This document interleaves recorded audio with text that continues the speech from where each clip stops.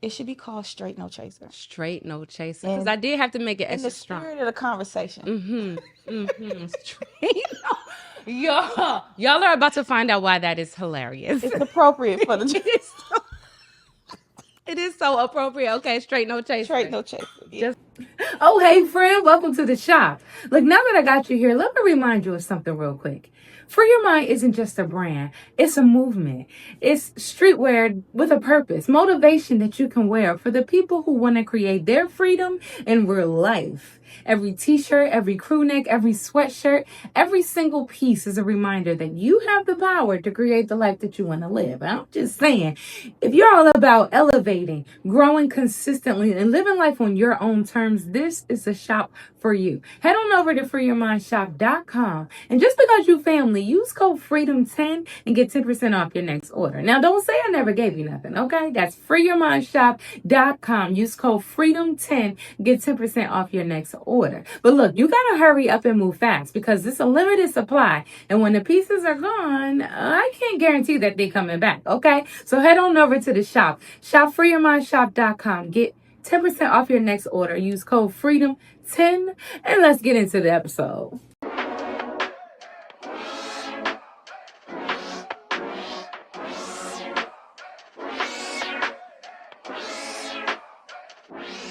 I be on my queen shit, crown tilted lean shit, melanated, elevated, unafraid to be shit. I be on my Welcome to another episode of the Free Your Mind podcast. I'm your host, Tiffanie McCall, and today's guest, y'all, I have been waiting so long to have this conversation. She is so beautiful and such a beautiful soul and like literally one of my faves, Miss Lana Richardson. Hey, lady. Newly married. Put some respect on that married last name, period. Welcome, do it. welcome. Hey, girl. Welcome to the Freedom Couch. Thank you for having me. Yes, I just love your spirit so much. I love like everything about you. We're going to get into it. But before we do, we have no conversations without libation. Okay. So I made us a little cocktail. Okay, now I'm trying to figure out what to call it. In the ingredients, we have a whiskey, Saint Germain, because y'all know I put Saint Germain in everything. Some lemon. What else I put in here? A little cranberry juice and a little mango for a razzle dazzle. And a spritzer on the top. The crazy part is I can't even tell it's cranberry in this, Really? but it should be called Straight No Chaser. Straight No Chaser. Because And I did have to make it in extra the strong. spirit of the conversation. Straight No. Y'all are about to find out why that is hilarious. It's appropriate for the It is so appropriate. Okay, Straight No Chaser. Straight No Chaser. Yeah. Just like that. I am weak. Okay. Before we get into it and kiki too much, tell the people who you are, introduce yourself, what you do. Go ahead. I'm Lana Richardson, like she said. I am the owner of Salteray Wax, located in Washington, D.C. It's a small boutique waxing business. I've been in business for 6 years, licensed esthetician for 7 years. I go to work and I go home. Like I'm pretty simple. I'm originally from Cleveland, Ohio, and I am a true Midwestern girl. Real old school, real salt to the earth. And that's what my business is named after, salt to the earth people. That's what Salteray is Latin for salt of the earth, because that just really resonated with me. So, yeah, that's who I am. I never even asked what the business name meant. Nobody does. It's fine. It's cool. It's such a pretty name, y'all. Let me tell y'all the truth. I'm not going to put myself on Front Street because, look, when we was in before we got on this camera, I already put myself in the hot seat. So we're not going to do that again. I'm not going to blast myself that bad anymore. But we met a few years ago, like when I first moved to the DMV. We had some mutual friends, and actually it's my wife's friend group or some friends of hers, and she introduced me to y'all, and I think we hit it off like immediately. It was just laughing, talking at the party. I don't remember too much about the party, but I do know like it was fun. It was a good time. Yeah. It was a really good time. I'm gonna tell you a funny story about that party. So I was told that all of the food was going to be infused. This was like an infused dinner party, right? But not the the hors d'oeuvres. I didn't know that the hors d'oeuvres was going to be. So I was very limited in the food that I selected. Me too, because I don't do edibles. Yeah. Really? It's crackhead territory. It messes with you that bad? It's horrible. Girl, so I was very cautious about what food I had, and I did make a good plate of the infused food because I wanted to at least try it. Yeah. But I was just being careful. It was so delicious, though. The Yeah. food was, I remember it being delicious. But they had a charcuterie board, which I did not realize that also the honey and the jam from the for the charcuterie was also infused. Yeah. So after I did my tasting of the dinner, I'm going in on this charcuterie because I'm hungry and I'm not trying to be too high because I just met all these people for the first time. Girl, the more I ate, the hungrier I got. Because you was high as gas. I was high as gas. Yeah. As a matter of fact, so there's a lot of things about that party that was a first for me. So I had never been to a house party with erotic entertainment. I forgot about that. Yeah. It was so shocking. Like, I was just like, we was all just sitting around talking like this. Imagine a little music playing in the background, a little jazz, a little violin playing. Like, it was just a real vibe. We talking. And then the strippers. What are we? What's happening right now?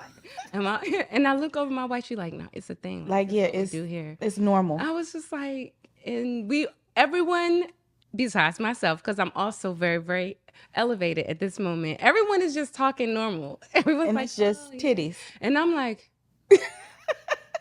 y'all don't see her. She did the split on the thing.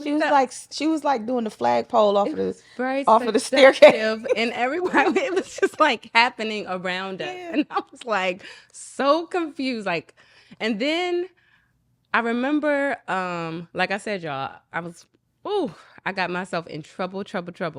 There was, I do remember the violinist, and then all of a sudden, I just started singing. I was sitting right next to you, dying a little bit from the vaccine that I got. Really? But I didn't even know you were sick or anything. I wasn't sick. That. I had literally, I'll tell you off camera about the vaccine situation, but I was going to Jamaica for my birthday, and at the time you had to be vaccinated to travel, so I went and got the Johnson & Johnson one because I was like one and done. Okay. But I'm one of them people that if there's a side effect, it's me. I'm the 0.1% that has most of them. So, yeah, and I remember you singing. I'm like, this is helping me. Oh my gosh. It was beautiful. Someone sent a video of it, and I know what I look like when I'm high. I looked like I was just in another world. Like, it was no one around. Well, you sounded ethereal.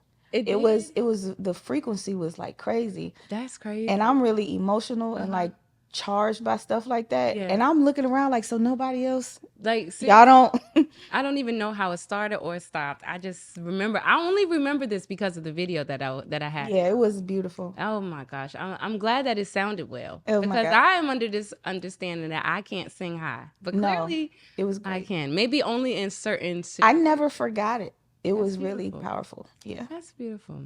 So we did meet there, but we got close because at that I don't know if it was at that party or like through social media that I found out you were an esthetician. Mm-hmm. Probably social media. I think so. And I was telling people how crazy I acted. I deal with a lot of interesting personalities when they come and get a wax for the first time.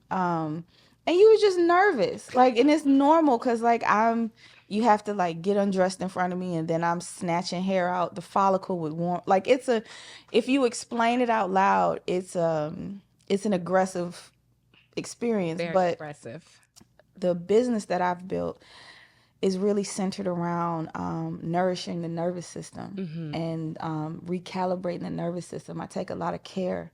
That's why my room is black, and I have ambient lights, and I work under a bright light, but it is a vibe in there. That's important because like the environment is everything, and that's not even just in my business. It's like people are a product of their environment, and so if you scale that down, your clients are a product of the environment you set for them, and I'm doing something very intimate, and that can be painful for some people.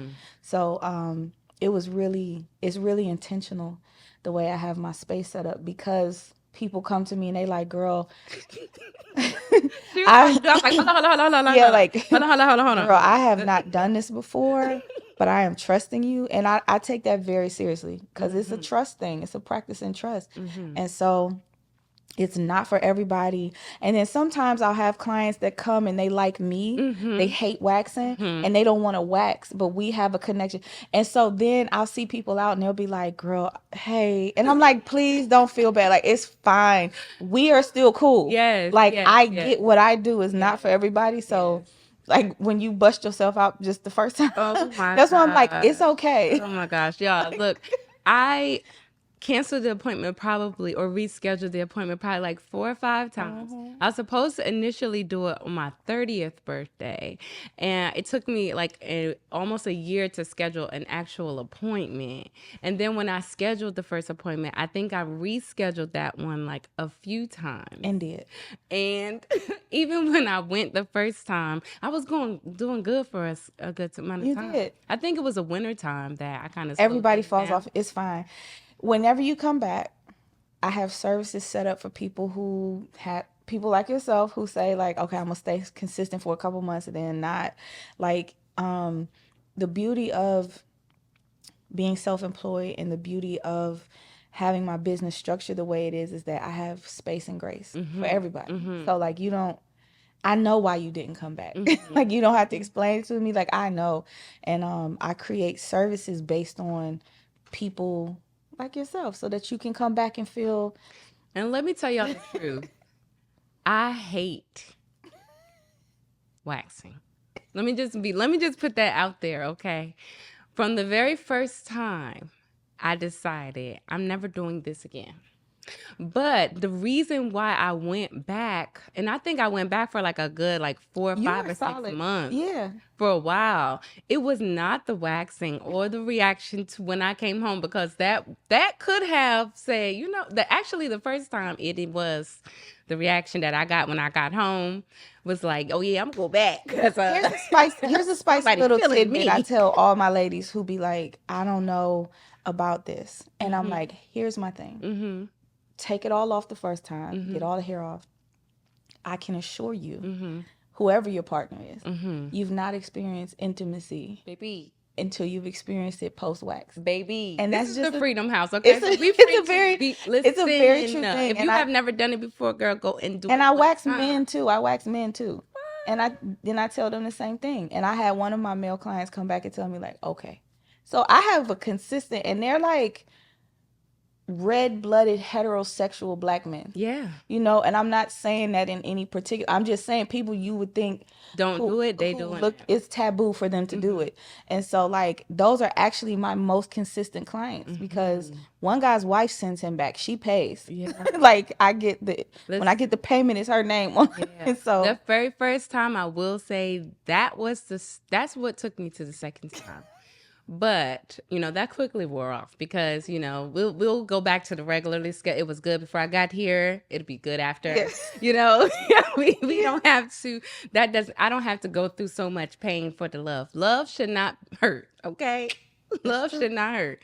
So it was the conversations that we would have. Yeah. Which is like, I'm booking my next appointment before I leave. Yeah. Because I got to come back here to talk to you again. We got to finish this. We would talk more than you would wax. Like, it would be so good, the conversation, that she'd be like, all right, you done? And I'm like, what? I finished the wax in the beginning of the conversation. Seriously, I'll be up there talking, just legs open, talking. And we will be having such a good conversation, because I learned there's so much of you that is fascinating to me. So you talked about your business now. You talked about, we mentioned that you are married now. But talk to us a little bit about who you were before your current marriage and this current journey. Talk to us a little bit about that before. Where should I start? Are you comfortable, girl? Because it's a lot. I know. So I come from 2 drug addict parents. Okay. My mother was addicted to crack cocaine, and she was an alcoholic. My father was a heroin addict. Mm. My father actually passed away in 2017 from a heroin overdose. Wow. My mother passed in 2012, which I still think it was a result of her addiction because she couldn't take narcotics for pain after a surgery. Okay. And then she had some complications and had a blood clot go to her lungs. Mm-hmm.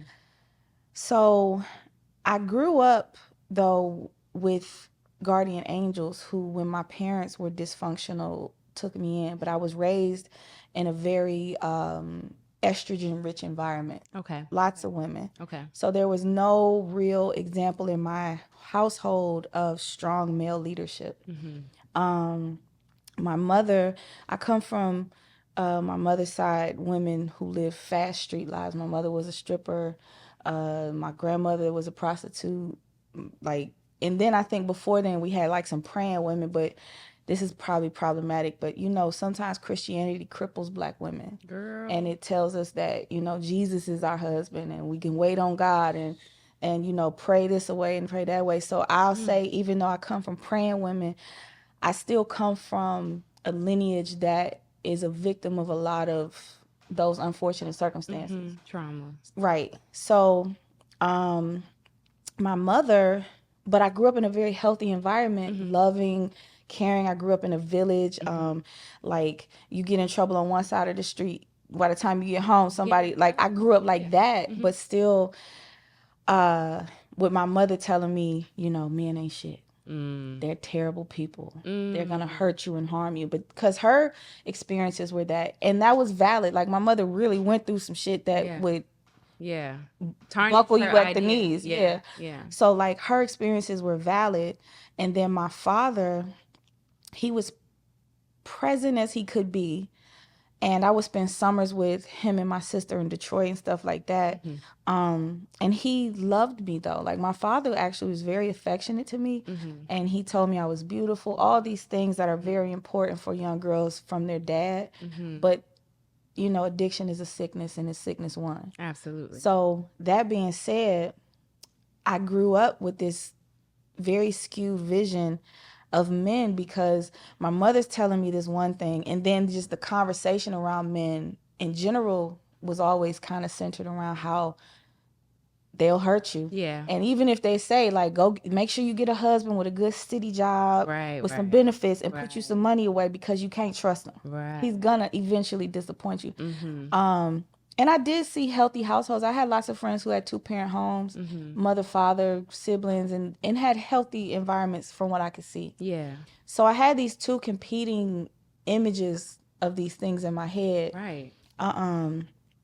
And my father's absence kind of affirmed what my mother would say though, because he's not here to tell me anything different. Although when I'm with him, he's giving me something different, but he's not here enough for that to be really doing his job. Right. So it's like that's why she said that. Yeah. And so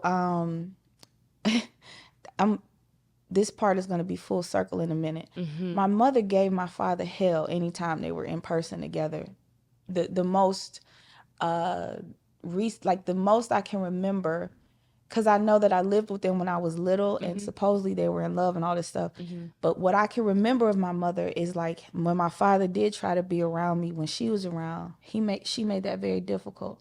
Now my mother was also sick, so I'll give her grace. But ain't that crazy how we do that? We tell ourselves that something is bad for us, and then when we get in the presence of a thing, regardless of if that person or anything has done that bad thing to us, we still treat it as it did. Listen, fear is. My mother gave me her fear on a platter through words. My father kind of reaffirmed the fear through actions or lack thereof. Yes. So by the time I'm 19,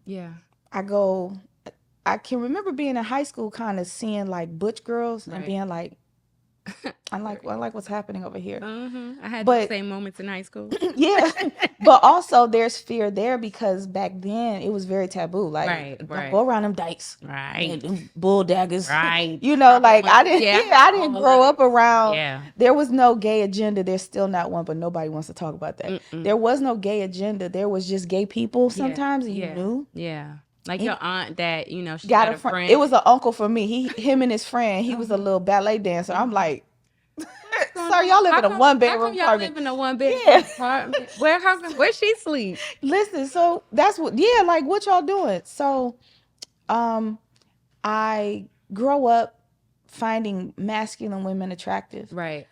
because I'm drawn to masculinity, Mm-hmm. and I'm thinking that this masculine woman is something I'm attracted to. Mm-hmm. I'm 19. I go to a gay bar for the first time, and I see her. Your first time? My first time at 19. Oh my goodness. I tried to That's a go late at bloomer. 17, but you know the gays don't come out till 1 a.m. So Period. I had a curfew. I was in high school. Period. So I got there, and the first time I saw a lesbian couple, they had on matching Fendi outfits. And I'm like, hindsight, they don't sell that in the Fendi store. But They they got it made. they was put They got it made, and it might the F one of the lines was a little bit shorter. it was than like the Fendi. jean jackets and stuff. But anyway, you know, I was like, okay, I seen it in person. Right. It made it real to It you. made it real. Yeah. Then 19, I go to the gay bar and I can go out and I see this woman. She's dancing with this other lady, and I'm like, that's the one. I end up being with her at 19. She was 31. Right. We were together like 4 years almost. Wow. And I go on to be in these long-term relationships with women to where in 2014 I meet who is now my ex-wife. And I date men in between these relationships to check in with myself. I'm like, okay, am I really gay? Okay. Like, is this really? Because I love men. Right. I do. I see men and I'm like, I love men too. Let me not make that face, because I think when not in the way y'all that see me make that face, y'all going to because confuse it's what not I'm the way trying that to I say. do. No, so what the reason why I made that face is because the conflict that women have, that are lesbian women have, is saying we love men. Like, I love my black men. I'm surrounded by black men. My whole production team is all black men. I'm the only female on the team besides Kia. Shout out to Kia. I love black men, not in a romantic way, right? But I have a love for them. But for so long, it was like almost taboo in the black lesbian community for you to say, I love men. Or he's a handsome man. Like, it was almost like you didn't tell a man he looked nice, because they would first think you really not that gay and you want to be with them. And God forbid you bisexual. God forbid. Or God forbid you just say to, in the lesbian side of it, he looked nice, and now it's like, oh, I know y'all all be out here, y'all all be still. I knew it. I knew from the start you was lying. Like, it's this teeter-totter line that we have to do. But so that was the reason why I made that face. For everybody who about to jump in the comments and look at me like, oh, she man hating. She's not. It's not. It was just like a reaction to someone saying that out loud. Because I do. Yeah. I think black men are the cream of the crop. Yeah. And I felt that way my whole life. Yeah. I grew up in a city. I'm from the Midwest. I grew up with solid blue collar working men. Yeah. Who had families and they took care of them. Yeah. Now I don't know if they wasn't shit in between their four Could've walls. known, you know. I wouldn't know. Everybody has flaws. Everybody. But this narrative I was given was so conflicting with what I felt inside. Yeah. But then I meet these women and I get in these long-term relationships. So Ain't no now shit either. it's like Come on, public service announcement. Anybody who is having a hard time with a man, what camera I'm looking at? I'm looking at my camera right now. If you are having a hard time with a man, do not decide to be a lesbian because you think it's gonna be easier. It is not easier. The grass is not always greener, because it's not shit people everywhere. It's genderless. It's gender. Yeah. Being trifling is gender. Trash has no gender. Trash. It's not. That's the title of this episode. Yeah, trash has no gender. Oh, shit. Trash has no gender. Look, I'm getting all excited about the trash. Yeah. Trash has no gender. It doesn't. Okay, go back to your story. So I grew up seeing these like strong examples of like strong black men. Like, and so it just was always this internal conflict. So then I would date men, but then I would go on these dates and I'm just out the gate afraid. I'm like, But then I started realizing it was a matter of self-worth. I'm like, what man is going to want to be with me? I feel so immature. And like, I would see men with women and desire that, but I would look at those women and compare myself and say, that's a grown woman. You know, she's probably doing all kinds of shit. I don't know what to do. Yeah. What I'm supposed to do? Like, nobody has had this conversation with me in a meaningful way, because people my whole life as a child just were keeping me safe Yeah. from the dysfunction of my parents. Right.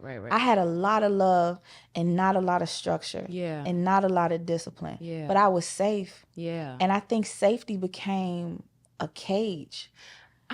It's so interesting that you say that, because as I reflect back on my childhood, I had a lot of love, but not so much the discipline and structure, like as in most people growing up in their childhood. And I think that craving the safety, the security thing will lead you down like a dangerous path. It's dangerous as shit. It's dangerous. You have to. When you sent me the question about like what is freedom to you, the first thing that popped in my head, freedom is discipline, structure, and order. Yeah.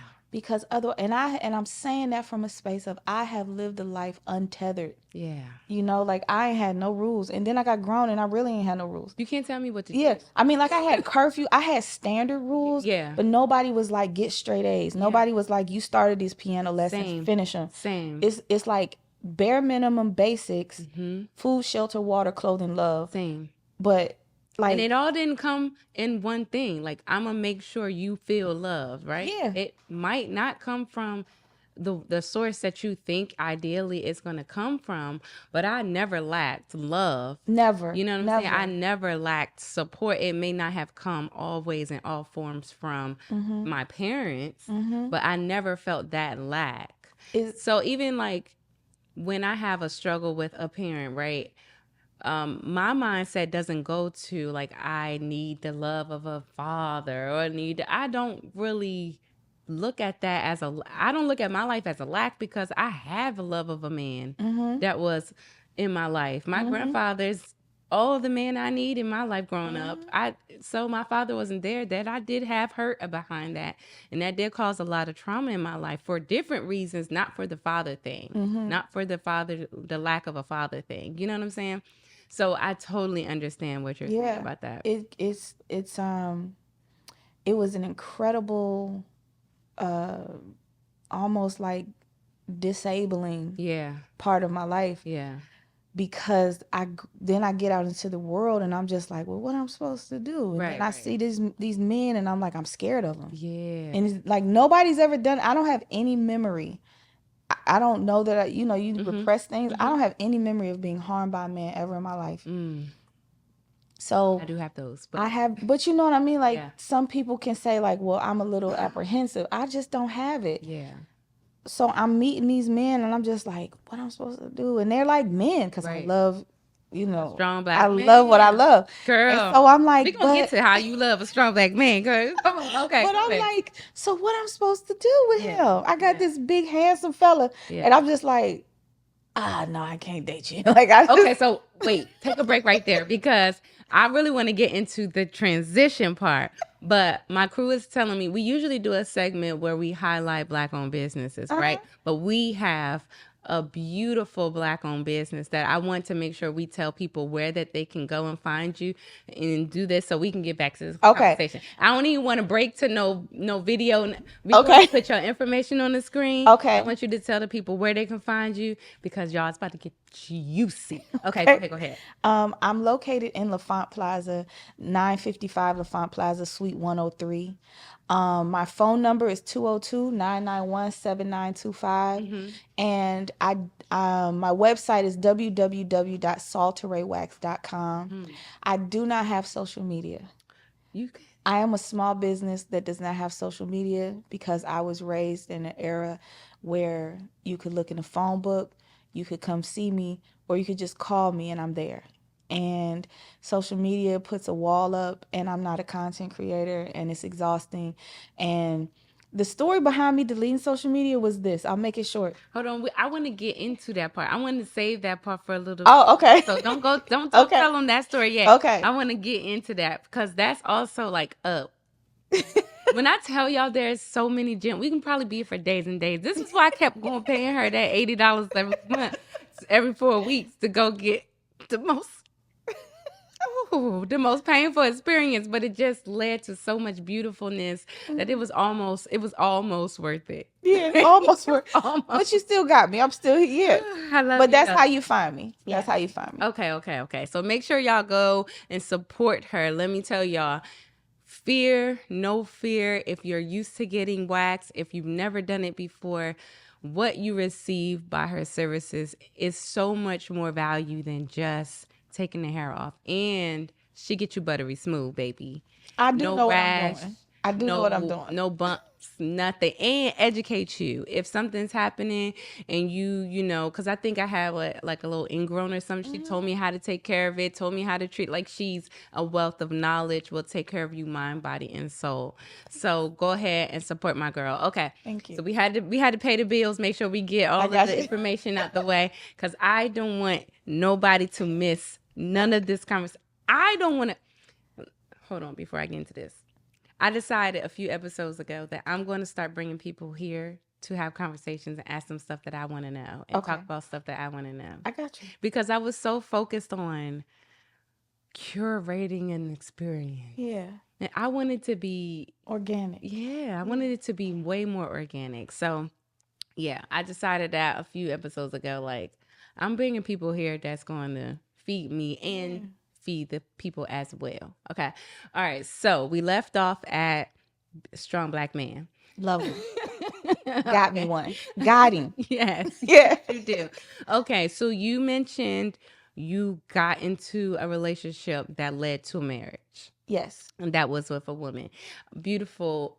From what I saw at the time, let me just tell you, outside looking in. Yeah. Outside looking in, it looked picturesque. Like, I was in a new marriage. Yeah. And it looked like on the outside just like a very beautiful like thing. It was. And so yeah, I want to make sure that people understand sometimes things have to end not because it is bad, but just because that phase or that journey has completed. It has everything that you were supposed to receive from that.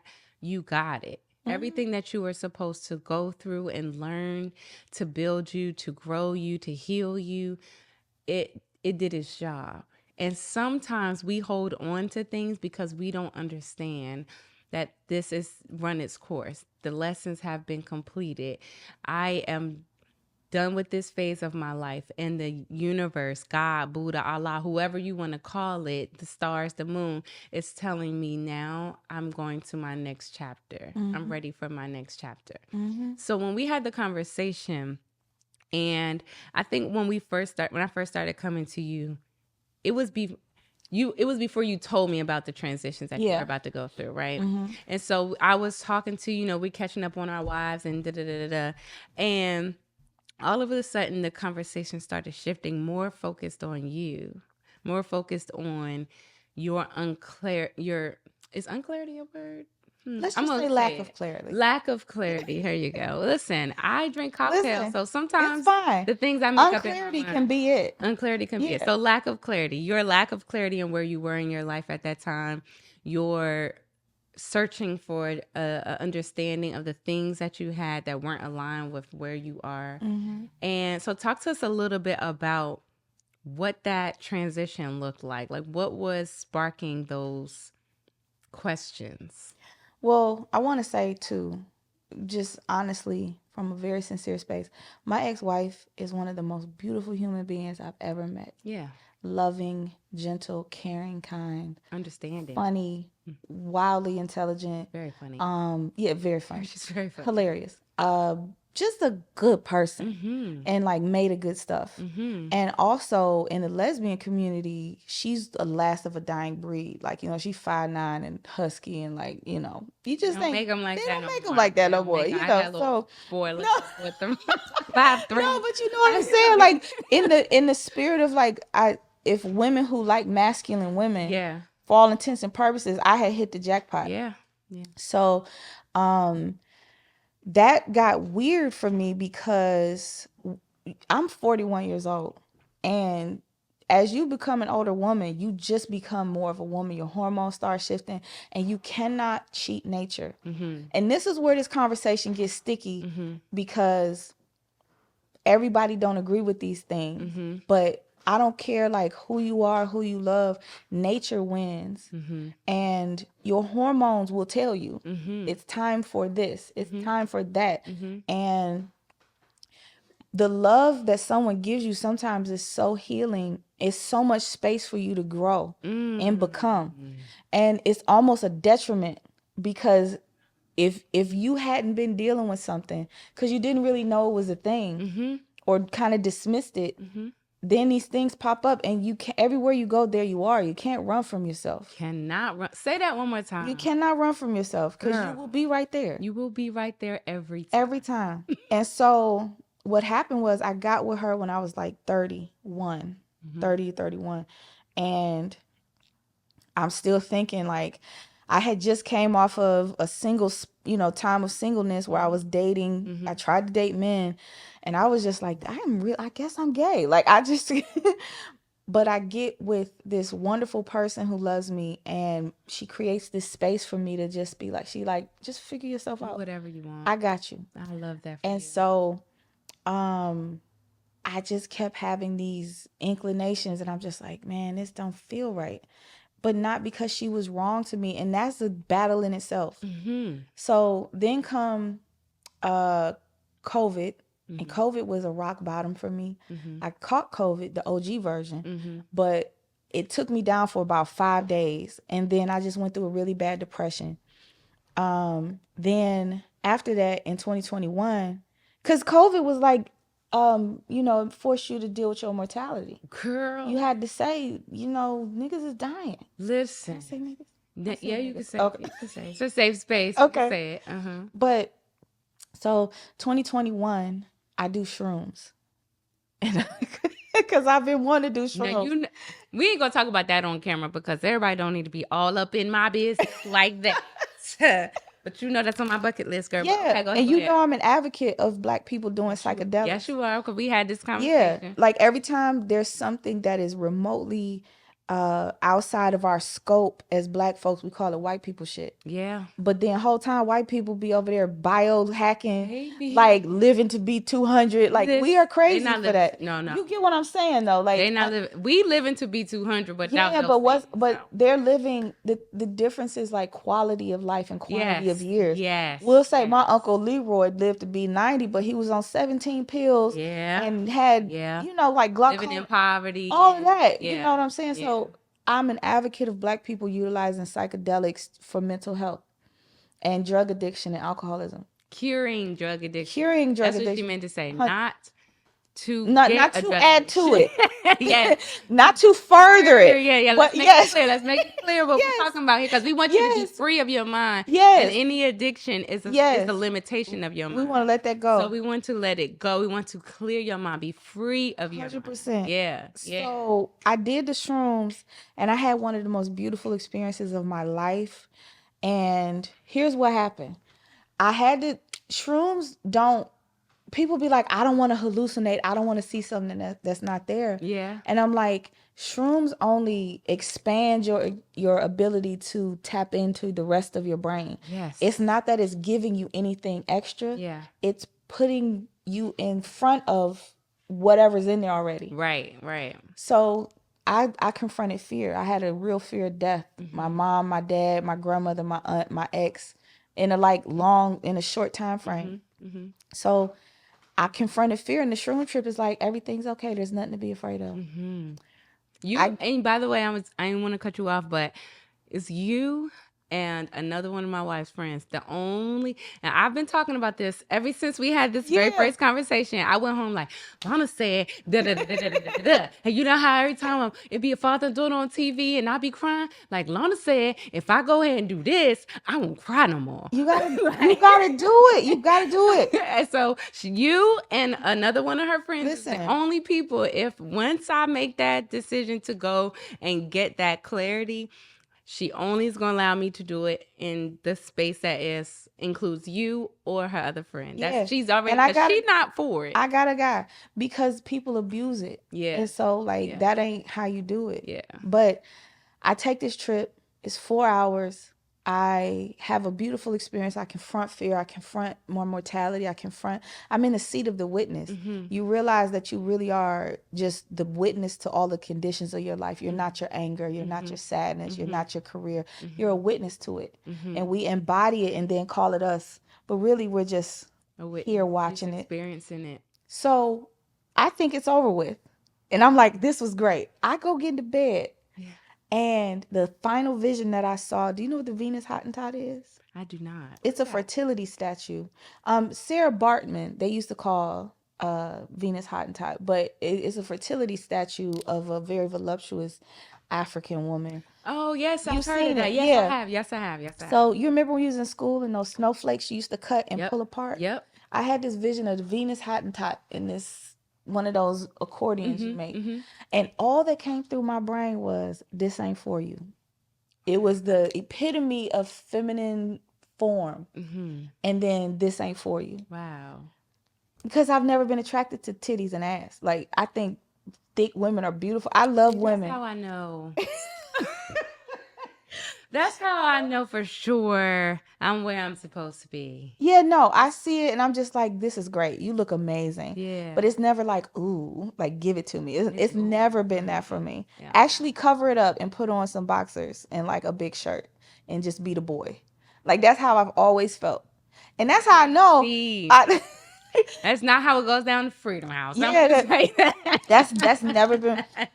But I always dealt with women who were so masculine.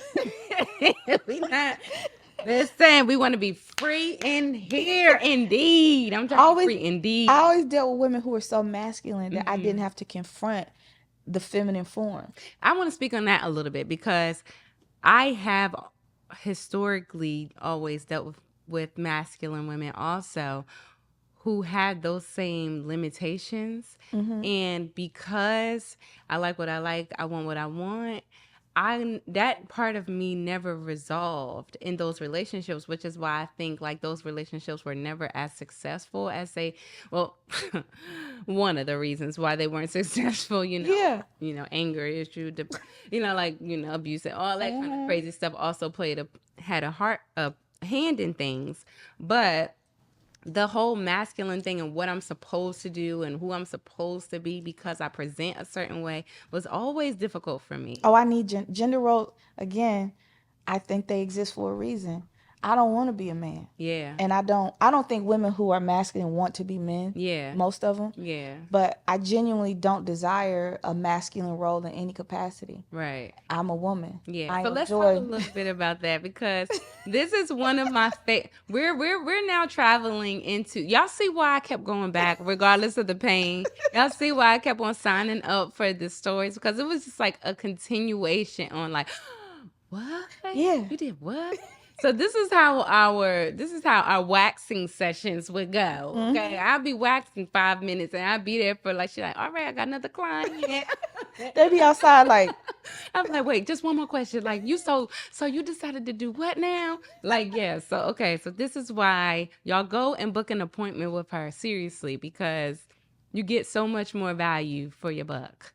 All right. And so we talked about your journey into like facing your fears and confronting them and understanding what your desires are. This is bringing you the clarity that you need, right? Mm-hmm. You said something in one of our sessions, and I'm calling them sessions because it's no longer wax appointments. Because the session, the wax was really like the worst part of it. Yeah. For me, yeah. It does an amazing job. Thank Let me just say that. You get it clean, crispy, and it lasts for a while too. That's the point. It also hurts. Yeah. So for me personally, I don't really like to have suffering and pain. I get it. But I would keep going because we would talk so good that I had to come back. We got to finish it. So you mentioned something one time, and we're going to get into it. You mentioned something about your desire to walk in your divine feminine. And so we're going to take a quick break. I'm going to head over to the corner while I collect my thoughts because I have questions. I got it. Okay. And I need the people to see a different side of what freedom looks like. Because I didn't ask you that question because I knew in your story, your answer was going to evolve. But I wanted to kind of tell your story. It really is just so fascinating to me. And I wanted you to kind of go through your journey and your story. But we have a segment on here called Tiff's Tips. So I'm going to head over to the corner. Okay. Just do my little debrief in my mind, get my questions together for the second half of this conversation. Okay. Which is the real part of why I've been like really pressed for you to come. Okay. And give y'all some good tips, and we'll be right back with more Lana Richardson.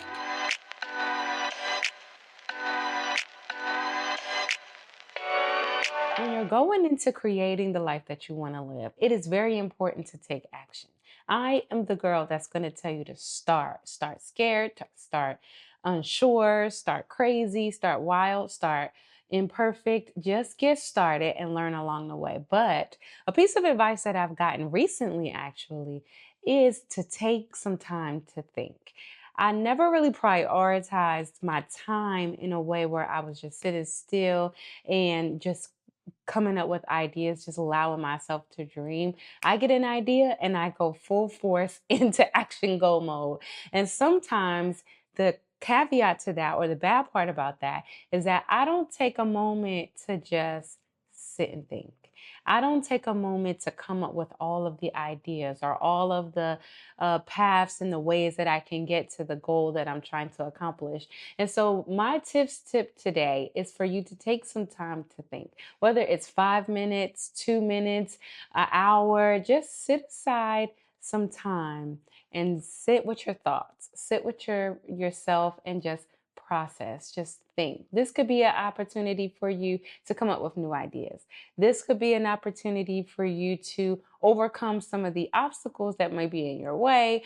This could also be a time for you to kind of just decompress from all of the knowledge and the learning that you are consuming because you're starting your thing.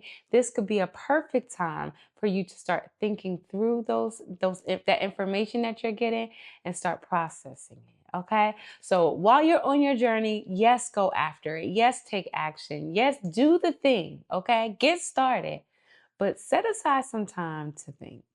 Now, today's episode is one that I am just, I don't know about y'all, but I am so into this conversation. So you continue to sit back, relax, and be inspired. Let's get into it. I hope y'all had y'all pens and y'all paper down. Outside of all of the goodness that's coming out of this episode, the tips are always my favorite portion because I get to share some things that I've learned, tips that have helped me through my journey into living the life that I want to live, and things that are helping me to continue on that path of creating my dream life. And so I'm so grateful to have you here on the couch with us in the Freedom House. Like, I knew bringing you to the Freedom House and to have this conversation was going to be impactful to women for so many reasons. There's a Black woman who was taught through her mother's trauma and her mother's experience to feel a certain way about relationship, right? There's a Black woman, or there's a woman, period, who had a lot of questions about her life and her journey to adulthood and through adulthood that had not a lot of sources to get those answers, those questions answered. And so they started just journeying and doing things and figuring it out. There's a Black woman or a woman who, or a man, really, this one applies to all genders, who is unsure of what their sexual desires or sexuality in conflict with their heart desires and how to navigate the two and to kind of journey through life with those conflicts or those questions or doubts or whatever. There's also a business owner who doesn't really want to be on social media. Like, I know, like, there's probably one other. It's like, I'm joking. No, there's probably a lot because it can be exhausting. Seriously. So I know that there's a business owner out there or an entrepreneur out there whose social media and being in the forefront and creating content is not their heart posture. Their heart posture is to serve other people. And so, I mean, there's so many things. There's a woman out there who is just desires to be soft and serve her husband. There's a woman out there who just wants to be, just want to be. And all of these things you embody. Like, I didn't even get to, I mean, there's so many things that envelop you or encompass you, like, that I am so fascinated by. There's somebody who is bound by limitations of their mind and looking for a way or a source to get some clarity and get on the other side of those doubts and confusions and fears and, identity issues. And I knew for a fact that bringing you here would shed some light on in some of those areas, or in any one of those areas. Someone is going to watch this and see your story and hear you talk and identify with that. Yeah. Because it's so many things, like, literally this podcast, this episode could just blow up because it's like 1 million people who identify with you in all the million ways. I think it's bold living. I'm very bold. That don't mean I'm not afraid sometimes, but I've also, at 41, when I was like 20 something, I used to have a lot of fear, just anxiety and stuff. And I can't remember who it was, but I remember an elder saying something to me. I was going on about some of this anxiety, and they was just like, just keep living. The 2 words, keep living. I heard that all the time, but I never knew what that Best meant. advice ever. Yeah. Because life don't get easier, you just get better at being alive. That's what I tell people all the time. One more time. Run that back one more time. Life don't get easier. You just get better at being alive, hopefully. Jesus, that's Hopefully. good. But I just learned to just do the thing. Usually on the other side of your lack of discipline or your fear is like great reward. Wow. And so can you say that one more time in your camera? Usually, because I need you to talk to. I need you to look at the woman who is afraid, who is scared, who is undisciplined, yes. and wants to be bold but unsure. Like, I need you to tell her that one more time. On the other side of your lack of discipline and on the other side of your fear is great reward. And I'm speaking from a space of right now being the woman who's undisciplined. Like, I am the queen of undisciplined. Yeah. If undisciplined is in the picture dictionary, it's me next to it. Us. It's a picture. Yeah. We're going to be like this. Us. It's true. And like, accepting the fact that I was undisciplined has greatly helped my self-esteem. Because I'm not these things because there's some personal vendetta life has against me. Yeah. It's because I haven't done the work. Yeah. I haven't gone to the gym. I haven't done the thing. Yes. And so I don't get down on myself about the thing. I get down on myself about what I've done about the thing. I just get on myself about that. Like, you ain't did it. So I can't gripe about this if I haven't done that. Now, the road between understanding and action can be a long one. Girl. It can be a journey. But I can't even say that because the minute I make a decision, go for it. I'm a speed runner. My brain gets in the way sometimes. And what's crazy, I've acquired a lot of this awareness later in life where things get more difficult to change. Wow. But also now that I'm a mother, oh God, like what do you mean this weight? Like okay, so before you go into being motherhood, because I want to take our viewers through this journey. So, because I think, you are just such a beautiful, like, your journey is just such a beautiful testament to healing and growth and boldness. Really unapologetically living out loud is like You need that t-shirt. Check out the Free Your Mind podcast.com. It's coming. But anyway, I want to talk about a little bit how you got to the other side of that. So we passed the clarity. You got the clarity. You decided that it's time for you to move. And I'm going to just kind of speed it up a little bit. You decided that it's time to move past your current marriage into discovering what your next chapter of your life looks like. Well, I just was like, it dawned on me after the shrooms, the following year I did EMDR therapy, somatic therapy, because what trauma will do, and the amount of trauma that I've had, there's people with worse trauma, but I've had some stuff, a lot of death in a short period of time. And you just become numb and disassociated.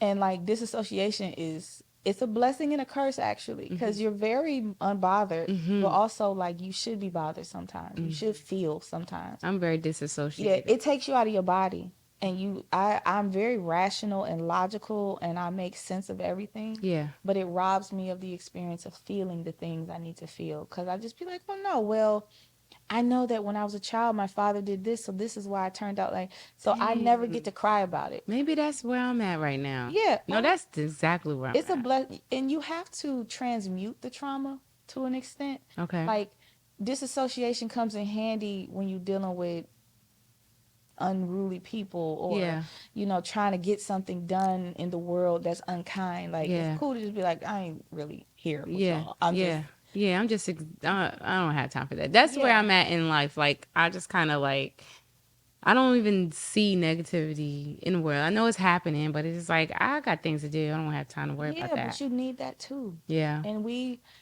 are a toxic positivity culture. Explain that. Toxic positivity takes away your ability to experience the challenges that you need to help shape your character. You need that shit sometimes. You need something to be difficult and almost impossible, or sometimes you need to fail. You have to have both. You have to live a both and life. It can't be either or. That's imbalance. And it goes back to kind of what I was saying during the break about women and we overthink things. Yeah. I've learned a lot about my own wiring by actually exposing myself to the fear, which was men. Yeah. Yeah.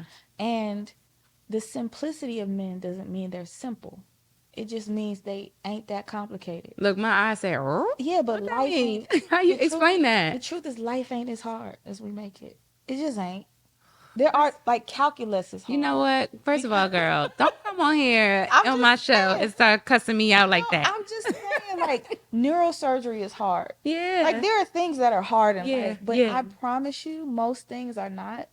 And the beauty of being a woman is that we are complex. We are complicated sometimes. And we see the nuance. We kind of live in the gray. We get to be untethered and fluttery and all of that. And that's beautiful. But it's also crippling at times because we can't make a decision. And I heard a man named Jason Wilson. I like to listen to him speak. He talks about men's emotional IQ, and he mentors black boys in Detroit through martial arts and teach them emotional intelligence and stuff. He writes books. Great guy. Okay. He said one time on a podcast that men are born with a 8 box of crayons and women are born with like a 64 box. And so the conflict comes from sometimes a man will be talking to his woman in purple. Yeah. She's got lavender and Magenta. lilac and all of that. Yeah. So she's like, why are you simplifying this? That makes so much sense. And then sometimes she's talking to him in lilac and he can only really receive it in purple. That's crazy. And she's like, why aren't you listening? And he's like, but I get it. Yeah. And like, it's just, that made a huge difference. Girl, light bulb just went off. It's a light bulb moment. Light bulb went off. But when I looked at it like that, I do sometimes be like, I just need to be purple right now. That's crazy. And it has helped me immensely just in my life, not necessarily with my husband. I mean, absolutely with my husband, but just in life, I'd be like, this is a purple moment. So I think because I operate in a very masculine energy, that I often operate in an 8 box of crayons. Yes. And I don't necessarily understand. So the beauty of what she just shared is that it is an energy thing. So it's not limited to male, female, genital, female. It's an energy thing, right? And it's about processing and wiring, because I often don't understand how 1 + 1 could equal so many things for people, when to me it is literally just two. It's just two. It's just that. Like that. I don't understand how these things get divided into so many things. My mind don't process like that. I'm at 8 box crayons. I'm at 8 box I got crayons. pushback for you. What's that? I'd venture to say, and I could be wrong, and I'm fine with being wrong. Mm-hmm. Something in your life stole your crayon, and so Ooh, you have let me crown here. You're capable of 64 because that's who you are. You're a woman. You're wired for 64 crayons. And maybe whatever has happened in your life, and it's happened to a lot of us, I'm sure I don't have all 64 of mine. I've had to be so resilient and like, I got this and it's cool and I'm all right and don't worry about it. Yeah, I got it, lilac. Don't worry about it, lilac. Like, you get what I'm saying? You've normalized 8 and you've decided that this is all you needed. But if you did whatever work is necessary to refill your box, you would find the nuance that makes you a woman, that allows you to be that gray area and say, I do see how 1 + 1 = 7. 1 + 1 = 2. I can logically come to that. But my wiring allows me to live in the area where, well, if you add another 1 and carry the 7, that's the beauty of being a woman. I don't have to be 1 + 1 = 2 unless I choose to be. And that's because I know I got this 64. I'm just going to work with these primary colors, but I got all the other ones too. So I'm still refilling my box, and it's unfair that I have to refill it, because the women that I would see with the men, and I would be like, that looks amazing. I would imagine they had a full box crayons, and that's why they got a man. But now that I have my husband, he's an 8 box dude. Like, he's 8. It's red, orange, Roy G. Biv. Red, orange, yellow, green, blue, violet. My wife sees all the shades the color could ever pick. She's a woman. Yes. Oh my God, it's just bringing so much clarity. It's Because clear. I be like, what is you even talking about? Like, I'm done talking about this, because it's not no possible way I can be having a logical conversation and you is up in the skies and universe. Like, She's a what? woman. And the thing is, like, that's our nature. Yeah, that's beautiful. And we live in a world that wants this, again, will probably be a sticky part of this conversation, but that's our nature. And it's okay that it's our nature. We don't have to do anything else. Now, we can be mature. There's evolved versions of that. Yeah. You know what I'm saying? Yeah. But we don't have to be erratic and like spastic and neurotic and all these. We don't have to be all of those things, because every time it's portrayed, it's a woman is all these things and she's all over the place and frazzled and shit. And then when they portray men, it's like, oh, he's just a dumb lug. And it's like, neither of those two things are they're true. bastardizing the nature of men and women in society, and they're making us feel bad for that. Yeah. And that's unfair. Yeah. And it don't matter if you're a masculine woman. Like, I've met enough masculine women who are like, no, I'm comfortable in these clothes. Yes. And I do have a little, a this, little that, bit and of third, that, yeah. but I'm a woman. That's what I got at home. 100%. Yeah. And that's beautiful, because Yes. you're a woman and you understand your nature. Yeah. But that's actually more attractive than someone who understands himself, or who knows himself, and who is comfortable, completely comfortable. Because imagine how comfortable you have to be to say, I may present this way, like, but don't don't let these get boxers fool you. me confused. Yes. And that's kind of how I present. It's like, I may have this hair and makeup and heels on, but don't get me confused. Okay. Don't get it confused about who I really am up under this up under these lashes. Yeah, you got and it's like, like you said, it is energy to a point where maybe you're a tomboy or you do this, that, and the third, but also just your nature is your nature. Mm-hmm. And I've learned a lot about that just as time has progressed, and actually walking more upright in who I am and have always desired to be. Mm-hmm. It got difficult in relationships being I became more of who I am. Yeah. I am a little soft, dainty lady. Yeah. And I do like cooking and cleaning and like tending to the house. Okay, so talk to us a little bit. I know I cut you off, but I didn't mean to cut you off because I want you to.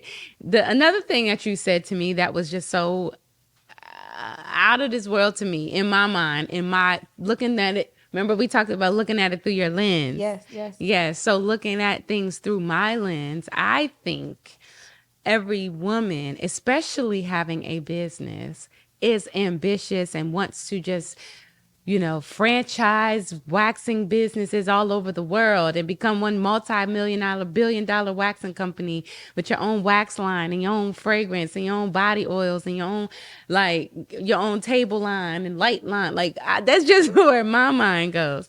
But you was like, I just want to cook and clean for my man. Like I'm cool with that. That's enough.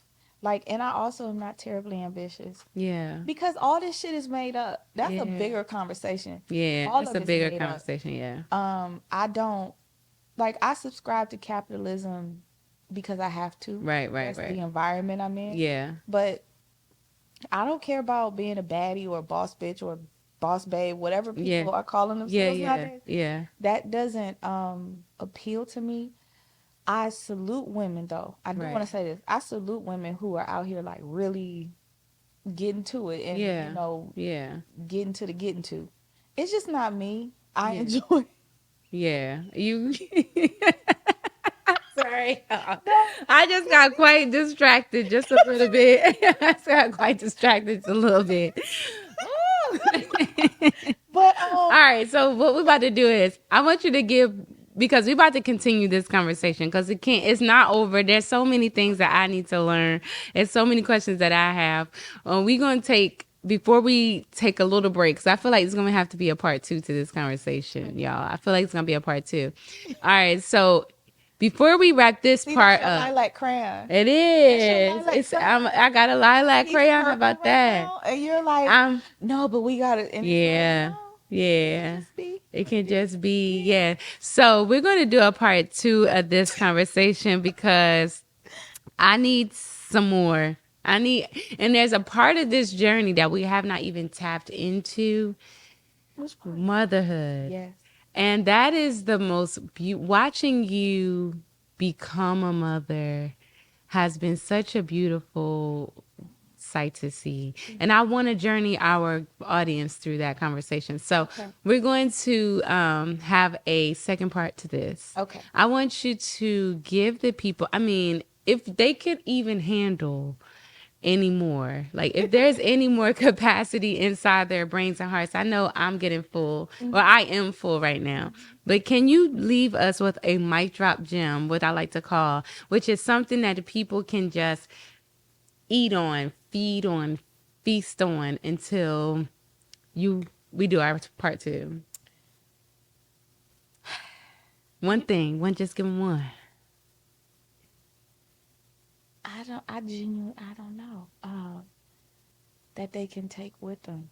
Okay, how about this? We've talked a lot about what freedom, because this whole story was what freedom looks like. I got one. You got one? You found it? Mm-hmm. Okay, good. Go ahead. It's never personal. Wow. That's one of my favorite agreements. Yeah. That's one of my favorite agreements. Don't take things personal. It's never personal. Yeah. Nothing is personal usually. Yeah. And the things that are, you're very clear on. You'll know. Yeah. But it's never personal. Life is not out to get you. Yeah. But you're creating everything that's happening. Most of it. And the things that are out of your control are very clear. Yeah. Most things are in your control. Nothing's out to get you. You just got to do the thing. I appreciate you so much, girl. Thank you so much for welcome. coming to the Freedom House. Be sure to like, share, and subscribe to the Free Your Mind pod, or it's Free Your Mind pod on YouTube, Free Your Mind pod on all socials. Come back, connect with us in the comments. Let us know what you think about the episode. Stay tuned for the part 2, because I already know, like, if this was a lot to feast on, this journey into wifedom, is wifedom a thing? Yes. Wifedom and motherhood is gonna be the beautiful wrap to this amazing package of a story. And so I cannot wait to have that part of the conversation, y'all. Like, I am over here like, when is coming? Okay, so be sure to follow us, like, share, subscribe. Hit that subscribe button. Don't play. Follow us on all socials, freeyourmind.pod. And we love you. Thank you for checking out this episode. We'll see y'all next time. Lana, you got anything else to say? You didn't give them your business information. I did. You want to remind them? Salteray Wax, www.salteraywax.com, or just call me 202-991-7825. You put your phone number on the internet. It's my business line. Okay. It's for that. Okay. But also, like, just call me, because, like, businesses, you should be able to just call and talk to the owner. Here I am. It's me that answers. I love you. I love you so much. Until next time, we'll talk to y'all later. Bye. Bye.